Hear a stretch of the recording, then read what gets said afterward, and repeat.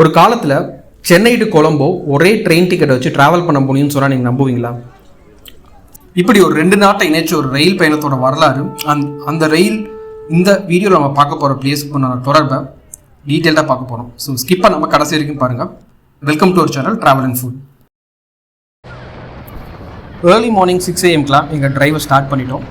இது எங்களோட Chennai to Rameswaram bike ட்ரிப்கான எபிசோட் 5. ப்ரீவியஸ் எபிசோடில் ராமேஸ்வரம் பக்கத்தில் இருக்க குருசல் ஐலாண்ட் போன எக்ஸ்பீரியன்ஸை நாங்கள் ஷேர் பண்ணியிருக்கோம். அந்த வீடியோ நீங்கள் பார்க்கலன்னா அதோட லிங்க் டிஸ்கிரிப்ஷன் செக்ஷனில் கொடுத்துருக்கேன், மறக்காமல் செக் பண்ணுங்கள். மார்னிங் 6 AM இருந்தாலும் கடவுளை தரிசிக்க பக்தர்கள்லாம் காலையிலே கோயில் நோக்கி போயிட்டு இருந்தாங்க. ஃப்ரண்ட்டில் தெரியறதான் ராமேஸ்வரம் கோயிலோட மேற்கு கோபுரம். தனுஷ்கோடி போகிறதுக்கு இந்த ஜங்ஷனில் ரைட் எடுக்கணும். இங்கேருந்து தனுஷ்கோடி 18 கிலோமீட்டர் டிஸ்டன்ஸில் இருக்குது. அப்படியே இந்த வீடியோ ஸ்லோ பண்ணுறேன். அந்த பஸ்ஸில் தெரிகிற வியர்கோடுங்கிற பிளேஸ் ஒரு முக்கியமான இடம். வருடத்தில் ஒரே முறை மட்டும் நடக்கிற கச்சத்தீவு திருவிழாக்கு இந்தியாவிலேருந்து போகிறவங்களை கோஆர்டினேட் பண்ணுறது இந்த வியர்கோடு திருச்சபை தான். கச்சத்தீவு ராமேஸ்வரம்லேருந்து 12 மைல் தூரத்தில் இருக்குது. இதே கச்சத்தீவுலேருந்து நெடுந்தீவு யாழ்ப்பாணத்தில் இருக்க இடத்துக்கு பார்த்தீங்கன்னா ஒரு 10 மைல் தூரம். இந்த நெடுந்தீவை இங்கிலீஷில் டெல்ஃப்ட் ஐலாண்ட் அப்படிங்கிறாங்க. இது இலங்கையை சேர்ந்த ஒரு பகுதி.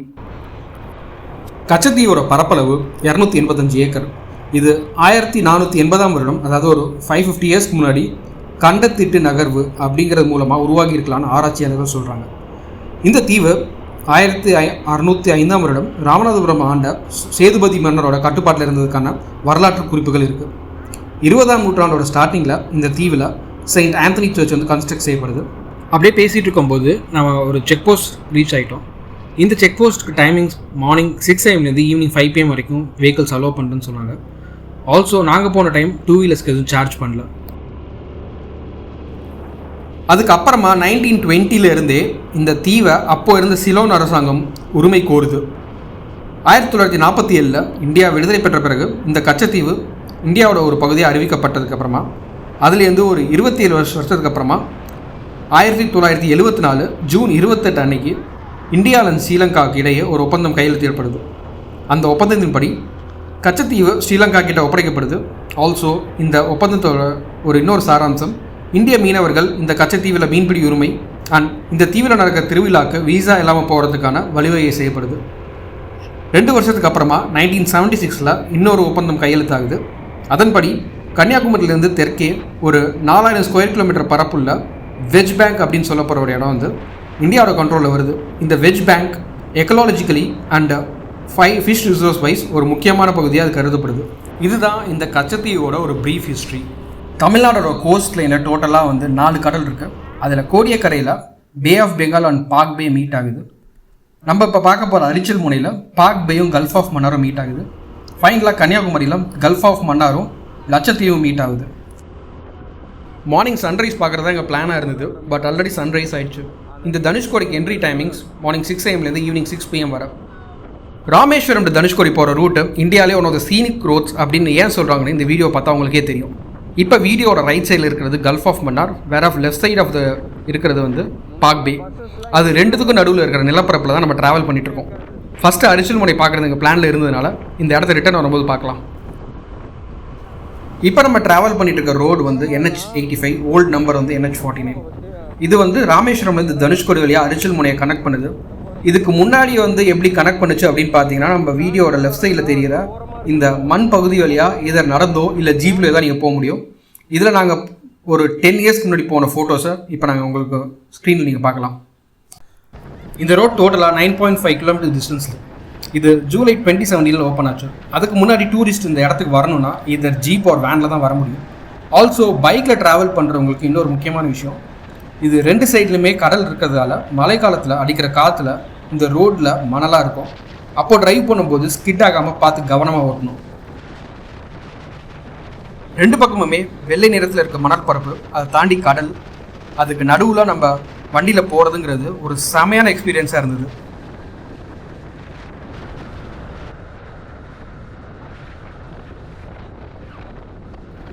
அப்படியே ட்ரைவ் பண்ணிக்கிட்டு நம்ம தனுஷ்கோடியை தாண்டி அரிச்சல் முனைக்கு வந்துட்டோம். மார்னிங் சன்ரைஸ் பார்க்குறதுக்கு இந்த அரிச்சல் முனையில் நல்ல க்ரௌட் இருந்தது.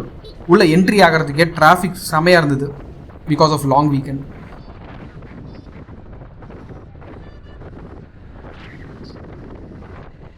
ஸோ நீங்கள் இந்த மாதிரி வீக்கெண்ட் டைம் ட்ராவல் பண்ணால் ரஷ் எதிர்பார்க்கலாம். அதுக்கு ஏற்ற மாதிரி உங்கள் ட்ராவல் பிளான் பண்ணிக்கிறது நல்லது. இந்த அரிச்சல் முனைக்கு வெயிலை ஸ்கிப் பண்ணிட்டு பார்க்குறதுக்கு கரெக்டான டைம் பார்த்தீங்கன்னா either early morning or late afternoon.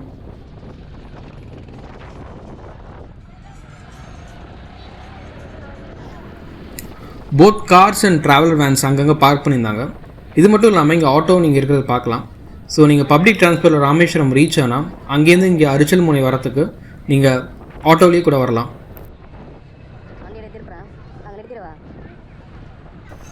பைக்கை இந்த நேஷ்னல் எம்ப்ளம் தெரிகிற மாதிரி இருக்கிற ஒரு இடத்துல பார்க் பண்ணி வந்ததுக்கு அடையாளமாக ஒரு ஃபோட்டோ எடுக்கலாங்கிறதுக்காக இந்த பார்க்கிங் சுற்றி வந்துட்டு இருந்தோம். கடைசியாக ஒரு இடம் கிடச்சதுக்கப்புறமா பைக்கை பார்க் பண்ணோம்.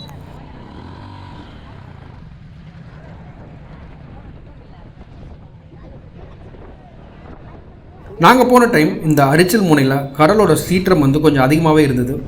ஸோ இந்த மாதிரியான நேரத்தில் இங்கே நின்று பார்க்கும்போதும் ஃபோட்டோ எடுக்கும்போதும் கவனமாக இருக்கிறது ரொம்ப முக்கியம்.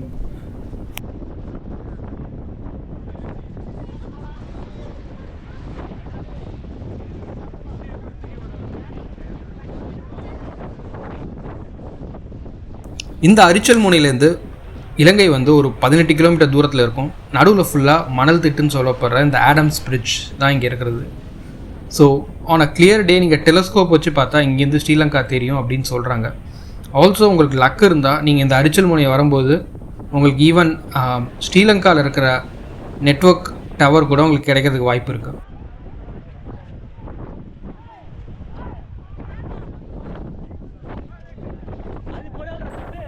இப்போ நம்ம பார்க்குற இடத்த தான் ஜனவரி 21, 2024 அப்போ மோடி விசிட் பண்ணியிருந்தார்.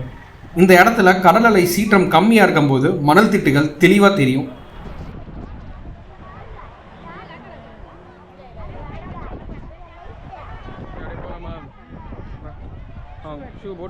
அரிச்சல் முனையோட அழகை ரசிச்சுட்டு அங்கிருந்து விடை பெற்றோம்.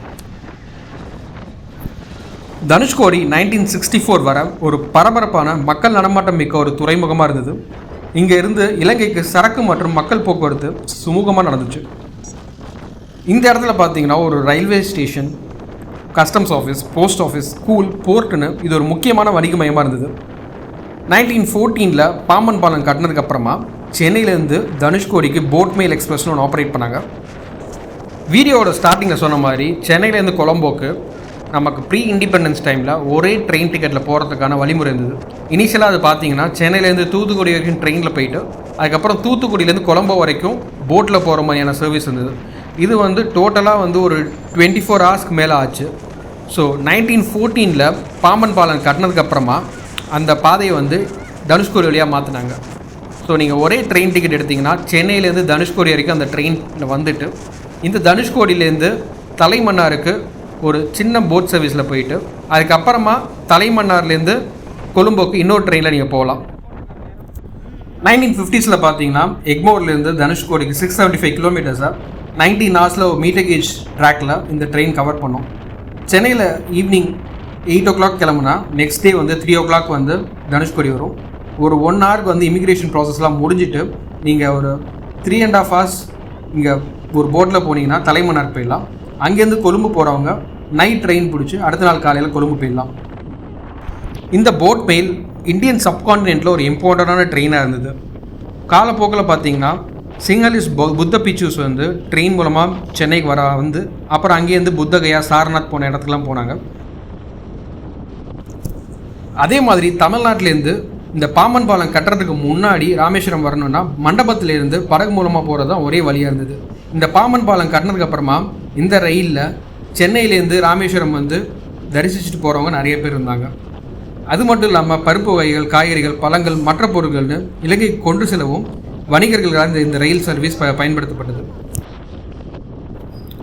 இவ்வளோ சிறப்புமிக்க ஒரு ரயில் சேவை 1964 ஒரு புயல் அப்படியே புரட்டி போட்டுச்சு. டிசம்பர் 15, 1964 அந்தமான் கடலில் உருவான ஒரு குறைந்த காற்றழுத்த தாழ்வு பகுதி அப்படியே நகர்ந்து டிசம்பர் 23 தனுஷ்கோடியை தாக்குது. அந்த சமயத்தில் ராமேஸ்வரம்லேருந்து தனுஷ்கோடிக்கு அந்த பேசஞ்சர் ட்ரெயின் சிக்னலுக்காக நின்னும்போது இந்த புயல் தாக்கி அதில் இருந்த 200 பேர் பலியாகிறாங்க. அந்த ரயில் பாதையும் சுத்தமாக துண்டிக்கப்படுது. இந்த புயலால் தனுஷ்கோடியில் மட்டும் 800 பேர் உயிரிழக்கிறாங்க.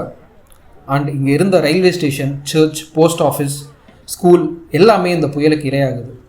இந்த புயலுக்கு அப்புறமா இந்த தனுஷ்கோடி மனிதர்கள் வாழவே தகுதியற்ற இடமா, அதாவது ஒரு கோஸ்ட் டவுனாக அறிவிக்கப்படுது.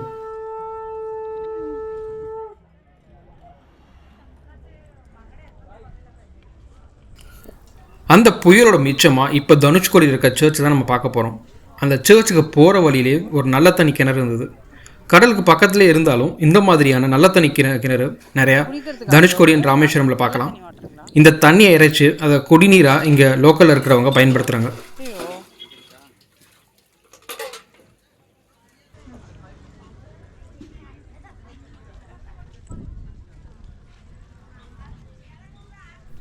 நமக்கு முன்னாடி இருக்கிற சர்ச்சுக்கு இப்போ என்ன நிலையில் இருக்குன்னு பார்ப்போம் வாங்க.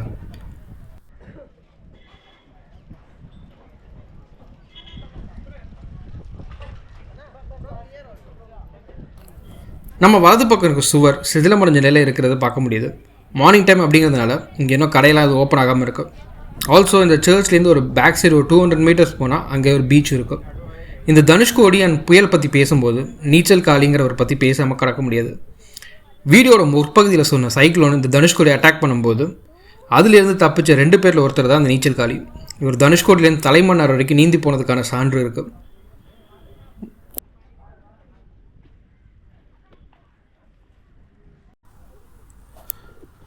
1964 சைக்ளோனுக்கு அப்புறமாவும் அவர் இந்த தனுஷ்கோடியில் தொடர்ந்து வாழ்ந்துட்டு வந்ததை பார்த்த மக்கள் பிற பகுதியிலேருந்து இங்கே வந்து 1984 வந்து திருப்பி செட்டில் ஆக ஆரம்பித்தாங்க. இப்போது இங்கே இந்த சர்ச் மாதிரியே 1964 புயல் தாக்கி மீதி இருக்கிற railway station, post office and school இப்போ நம்ம நிற்கிற சைடுக்கு ஆப்போசிட் சைடில் பார்க்கலாம். இந்த சர்ச்சோட சுவர் மெயினாக வந்து பவளப்பாறை அதுக்கப்புறம் கல்லால் கன்ஸ்ட்ரக்ட் பண்ணுற மாதிரி இருந்தது. எவ்வளோ வருடம் எத்தனையோ புயல் அண்ட் சுனாமி பார்த்த பிறகும் இந்த பில்டிங் இன்னும் நின்று அது நிறைய கதையில் நம்ம சுமந்துட்டுருக்கு.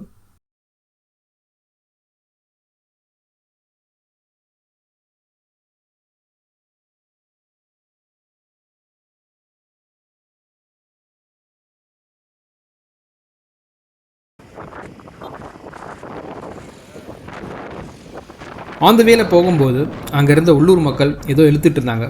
அப்படி இவங்க என்ன தான் பண்ணுறாங்கன்னு பார்க்குறதுக்காக வண்டியை அப்படியே பார்க் பண்ணி பார்த்தோம்.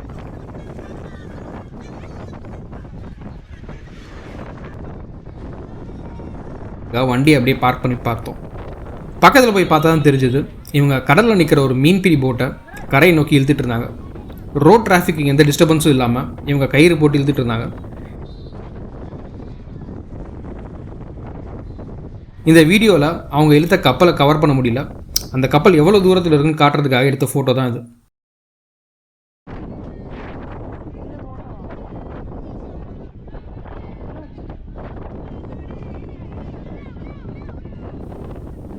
அவங்க இழுக்கும்போது அந்த சோர்வு தெரியாமல் இருக்க ஒரு பாட்டு பாடிட்டே இழுத்தாங்க. இவங்க இழுக்கிறத பார்த்த டூரிஸ்ட் பீப்புளும் அவங்க கூட சேர்ந்து ஆர்வமாக இழுக்க ஆரம்பித்தாங்க. ஒரு 20 மினிட்ஸ் இங்கே டைம் ஸ்பெண்ட் பண்ண பிறகு கரைக்கு அந்த போட் வருமானு பார்த்துக்கிட்டு இருந்தோம். அப்புறம் அங்கே இருந்தவங்கிட்ட பேச்சு கொடுத்தம்போது தான் தெரிஞ்சு இது வரத்துக்கு ஒரு 1 to 2 hours ஆகும் அப்படின்னு சொன்னாங்க.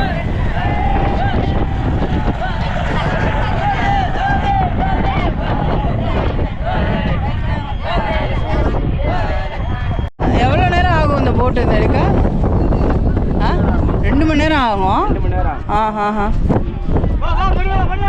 அதுவும் காற்று உங்களுக்கு சாதகமாக இல்லைன்னா இன்னும் லேட்டாக கூட ஆகும்.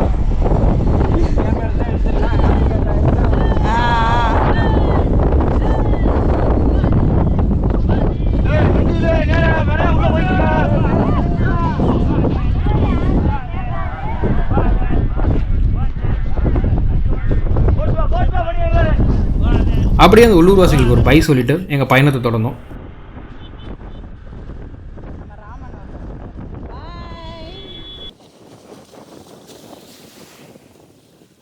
நெக்ஸ்ட்டு அந்த கடற்கரையில் எங்கள் சேனலோட நேம் எழுதி அதில் அலையடிக்கிற மொமெண்ட்ஸை என்ஜாய் பண்ணோம்.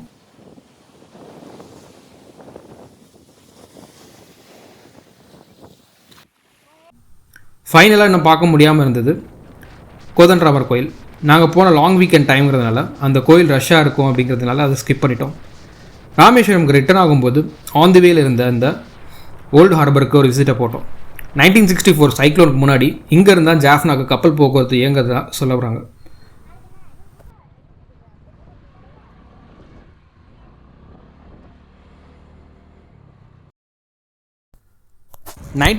சைக்ளோன் முன்னாடி இங்கே இருந்தால் ஜாஃப்னா கப்பல் போக்குவரத்து இயங்குனதாக சொல்லப்படுது. அந்த பாலத்தோட பாதிக்கு மேலே வண்டியை போக முடியாத மாதிரி முள்வெளி போட்டிருந்தாங்க. ஸோ வண்டியை பார்க் பண்ணிவிட்டு அப்படியே உள்ளார நடந்து போனோம்.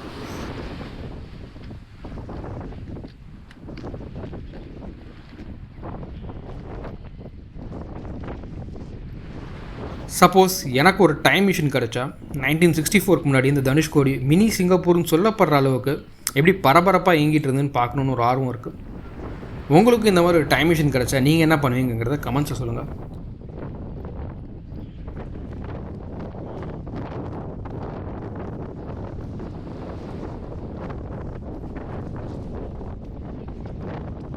ஒரு காலத்தில் பரபரப்பாக இயங்கிட்டு இருந்த ஒரு இடம் இயற்கை சீற்றத்தால் அப்படியே மாறி இப்போ அவ்வளோ அமைதியாக இருக்குது.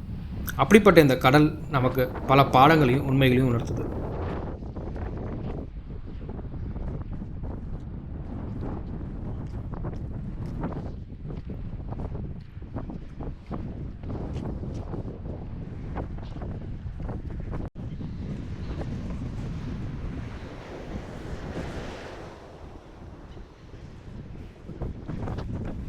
இந்த வீடியோ உங்களுக்கு இன்ஃபர்மேட்டிவ் அண்ட் யூஸ்ஃபுல்லாக இருந்திருக்கும்னு நம்புகிறோம்.